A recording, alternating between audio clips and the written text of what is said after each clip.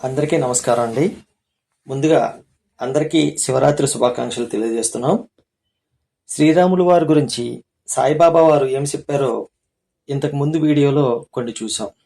దానికి మీ ఆదరణకు ముందుగా ధన్యవాదాలు తెలియజేస్తూ, ఇక ఈ వీడియోలో సాయిబాబా వారు శివభక్తులకు ఎలాంటి అనుభవం ఇచ్చి వారిని ఎలా నడిపించారో, అసలు నిగూఢమైన ఆ ఆది భిక్షువు, గరళకంఠుడు, మృత్యుంజయుడు అయిన ఆ బోలాశంకరుని తత్వం సాయిబాబాలో ఎలా ఉందో, బాబావారు తన భక్తుల రోగాలు, బాధలు ఆ గరళకంఠుడిలాగే తాను ఎలా భరించేవారో, శివారాధనలో భాగంగా శివలింగం, త్రిశూలం మొదలైన వాటి ఆరాధనల్ని ఎలా ప్రోత్సహించారో, ఇలాంటి ఎన్నో విషయాలను మీతో షేర్ చేసుకుంటాం.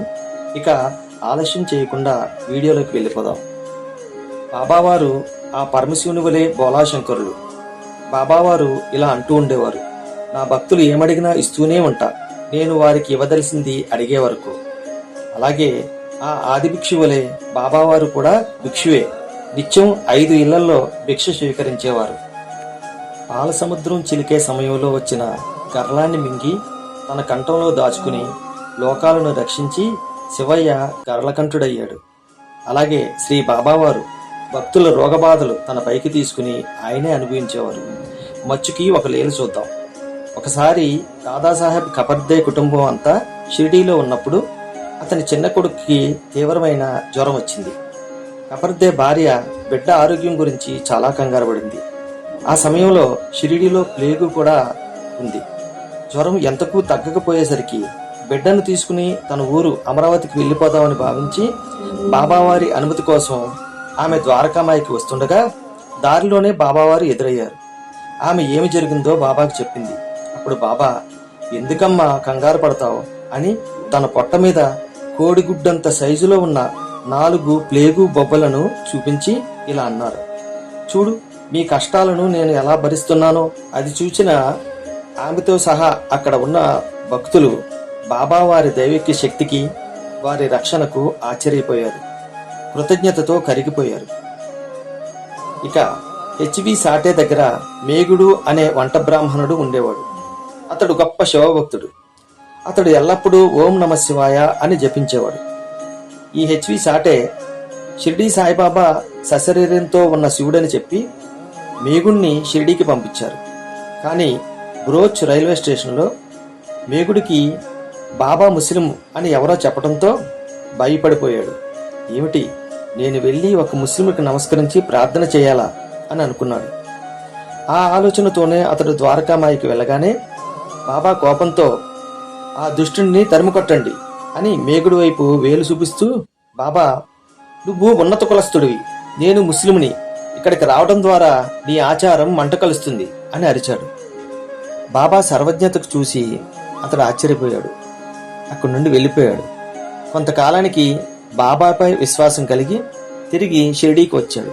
ఈసారి బాబా అతన్ని షిరిడీలోనే ఉండమని చెప్పి ద్వారకామాయిలో పూజించుకోవడానికి అనుమతిని ఇచ్చారు.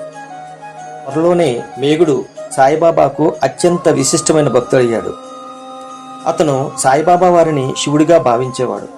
షిరిడీ నుండి కొపర్గాం స్టేషన్కు వెళ్లే మార్గంలో 5 మైళ్ళ దూరంలో గోదావరి నది ఉంది.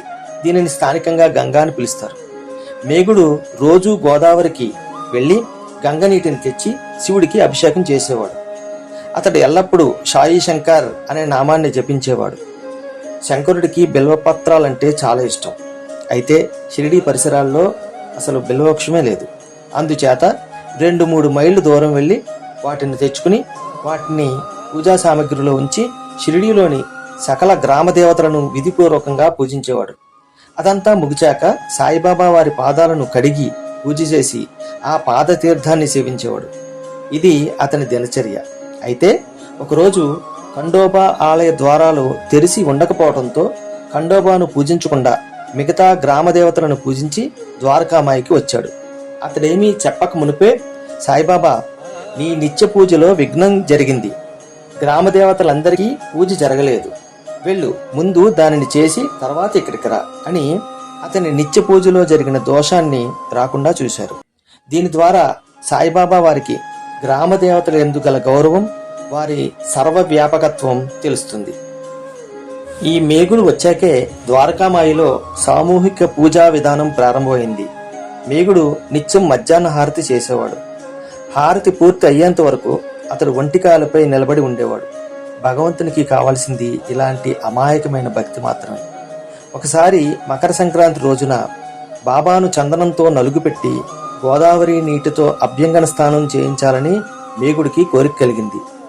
బాబావారి అనుమతి తీసుకుని ఆ రోజు సూర్యోదయం కాకమునిపే లేచి చెప్పులు కూడా వేసుకోకుండా రాను పోను మొత్తం 8 క్రోసుల వెళ్ళి ఒక కుండ నిండా గోదావరి నీటిని తెచ్చాడు.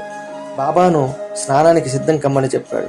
అప్పుడు బాబా, నాకు గంగ స్నానం ఎందుకురా, నేను పకీరిని అని అన్నారు. చివరికి బాబా అభ్యంగన స్థానానికి ఒప్పుకోక తప్పలేదు.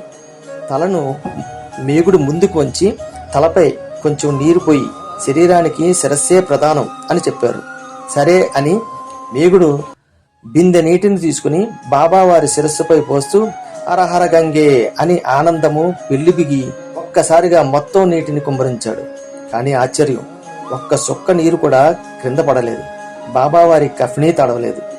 ఒక్క తల మాత్రమే తడిసింది. అక్కడ ఉన్నవారంతా దీన్ని చూసి ఆశ్చర్యపోయారు. ఒకసారి మేగుడు కళ్ళు మూసుకుని తన ప్రక్క మీద పడుకుని ఉండగా బాబావారు కనిపించి అతని మీద అక్షంతలు చల్లి, మేఘా త్రిశూలాన్ని గీయరా అని చెప్పారు. ఉలిక్కిపడి కళ్ళు తెరిచేసరికి బాబావారు మాయమయ్యారు.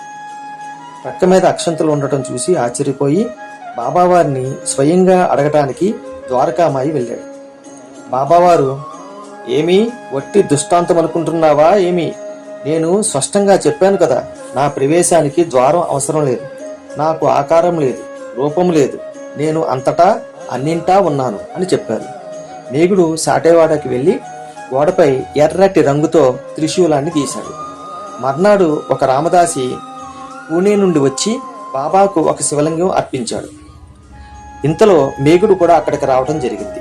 బాబావారు అతనితో, ఇదిగో సాక్షాత్తు శంకరుడే వచ్చాడు, ఇక మీదట ఇతన్ని నువ్వు జాగ్రత్తగా చూచుకో అని చెప్పి ఆ శివలింగాన్ని మేగుడికి ఇచ్చారు.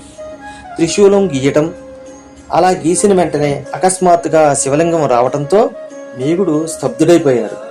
ఆ శివలింగాన్ని సాటేవాడకు తీసుకువెళ్లి దీక్షిత్కు చూపించాడు. అది చూసిన దీక్షిత్ ఎంతో ఆశ్చర్యపోయాడు. అంతకు మునిపే అతని మనోఫలకంపై ఆ శివలింగం కనిపించింది. ఇంతటి భక్తుడు కాబట్టే బాబా మేగుణ్ణి నా నిజమైన భక్తుడని అనేవారు. ఇప్పుడు మనం గురుస్థానంలో పూజించే శివలింగం అదే.